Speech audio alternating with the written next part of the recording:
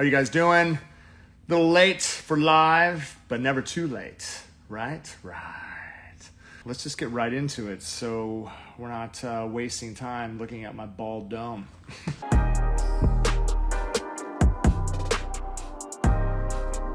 Alright, so what we're gonna end up doing is let's get in here and do some prep real fast. All right, so what I'm gonna do is I'm gonna go ahead and get this prepped up. So what I like to do is obviously push back the cuticles, and I'm gonna run my electric file at 3,000 RPMs. Kara, can you check to see if there's sound, just to make sure? All right, so what I'm gonna do is lightly feather away the shine from corner to corner. You can see how I'm doing that. Boom.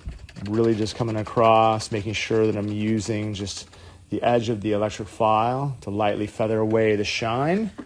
And so once I am done doing that, can you do me a favor as well? Can you grab me the swipe over there? I'm gonna come in and clean with swipe. All right, thank you.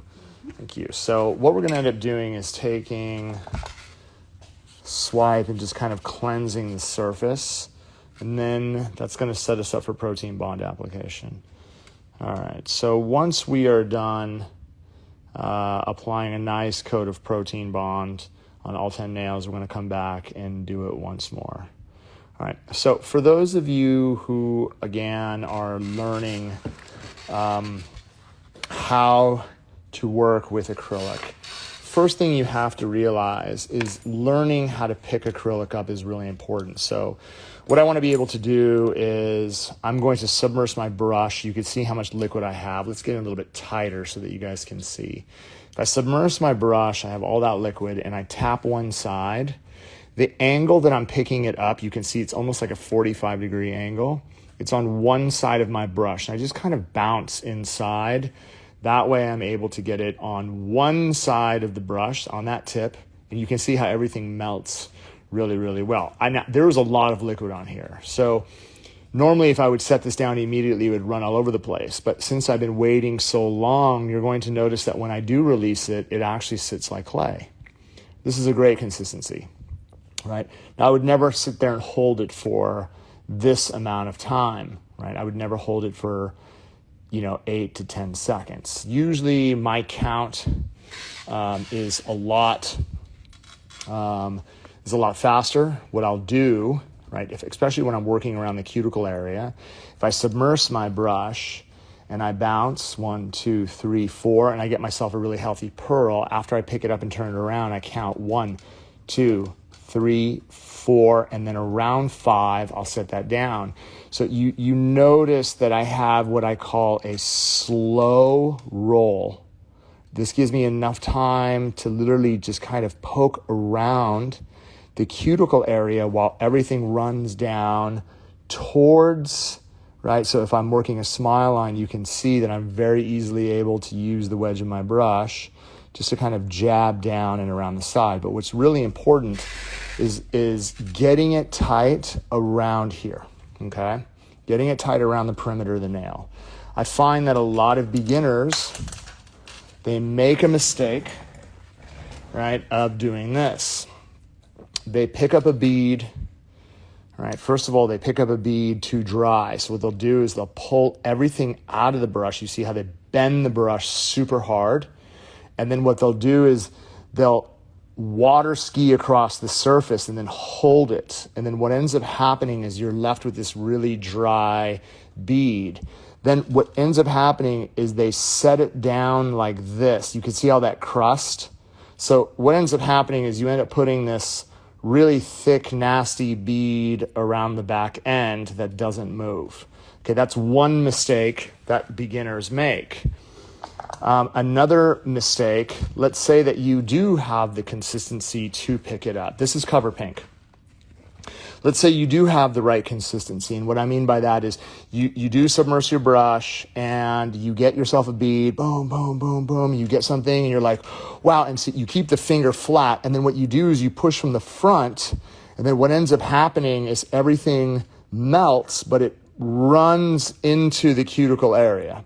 Okay, so that's problem number 2, right? This right here is a huge problem for a lot of beginners, because then what they're they're getting their brush behind and they're trying to clean it up, and what you end up with is this giant ledge, right?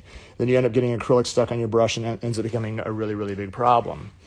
What you have to do when you're really learning to master getting it tight, so not just here, but all the way around as the product runs. So like I can choose speed bubblegum, right? Look at how much brighter this pink is compared to this pink, right? This is more of a cover, natural look. This is a very high intensity, real intense pink, but it's going to be the same thing. If I get my brush really, really wet, right? And what I mean by that, if I submerge my brush and I just barely tap it, and then I get some depth. So what I mean by depth is if I'm coming at an angle, let me try to get in a little bit lower so that you guys can actually see, right? So let me do this. I'm going to get this low. I'm going to bend this back. There we go. That's like a really good view.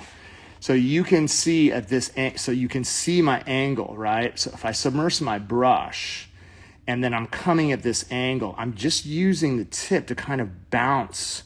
And then that's going to give you a really good bead, as you can see. And then I always have a tendency to turn my brush around, right? So I'm never going to go back in that same divot. I'll pack it out flat. And then what I'll end up doing is taking my brush again. As soon as I bounce, I'll turn it over to hold it. Then I could see it, right? I could see the bead. I could see how consistent it is. I can see that it's on one side of my brush. I don't want to do this. I don't want to use the whole entire side. I see a lot of students, what they end up doing is they end up picking beads that look like this, right? So that means you used way too much of the brush, right? Or like coming in and stabbing it like a harpoon, like just literally just going like, yeah, right? And then just kind of stabbing it. And you can see what ends up happening is you end up like getting acrylic over the whole entire tip, right? So what you want to be able to do is you want to be able to have the right angle. And what I mean by that is if you submerge your brush and you barely tap it. Now look, I'm using a number 12. Let's say you're working with a number like either an 8 or a 9, right? So if I submerge my brush, it's the same thing. If I submerge it and it gets a little like burly on the end, swollen with liquid, and you barely touch it, what you want to be able to do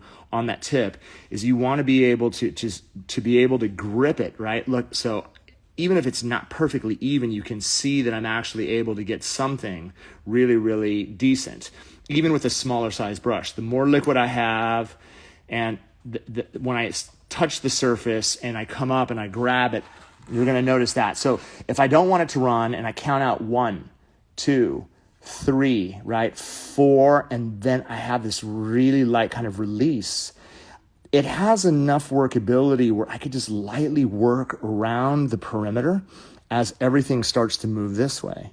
This is key. And you can see how it kind of naturally puts in a smile line. This is the consistency that you need, and it doesn't matter. So when you're working with speed acrylics, when you're working with something that sets faster, what you want to be able to do is you want to be able to use more liquid. That's really, really important. I personally like to use, my signature series brush. So, if we're practicing overlays, I always like to say, well, how big is the bead? Like if you're working with a bead, I don't care if you glue a tip on or you actually sculpt a tip on. Like all of you guys should be practicing when you're working on how to just do a basic overlay. So if you submerge your brush and I bounce quick, that's about half the size of the natural nail. I wait around 3 or 4. I set that down. It has enough basically workability. It's soft enough where I can just lightly kind of press, right? So at this point, once I get it tight, look, I could literally come in with the tip of my brush and just lightly feather that down, right? I'm not even touching. And you can see how everything flows into place, creating that natural type of ramp that basically flows super tight, not just here, but all the way around. That's really, really important. I wanted to really break this down for you because for those of you guys that struggle with acrylic, you have to remember that if you pick up the right size bead, not just, again, the right size, it has to be the right consistency. I don't believe in liquid to powder ratio because how do you know what's like 2-to-1 or 3-to-1? I mean, it's so difficult to really grasp that. What you have to be able to do is use the liquid and then understand with the right amount of liquid how to pick up a nice fluffy bead. And then once you have that nice fluffy bead that's melted, you just have to wait a few seconds before you set it down. Once you set it down, you'll be able to use the tip of the brush just to push it nice and tight with light pressure around the perimeter of the nail. Boom. Everything starts flowing down. You can start guiding it, working that natural shape into place. This is going to help you guys tremendously when you guys are learning how to work the perimeter of the nail. It's not only going to give you the ability to lay down acrylic with the least amount of problems. So preparation, check. Application, if you set it down and you get the perimeter of the nail absolutely perfect with the least amount of effort, least amount of ledges, this is going to lead to the least amount of filing, which is going to be the least disruption when you are finishing the nail. If you are finishing the nail with the least amount of disruption, that means there's less chance for it to lift. I hope this helps. I appreciate you guys. If you guys have any questions, hit us up. We're always here to help. I love you much. Talk to you soon. Peace.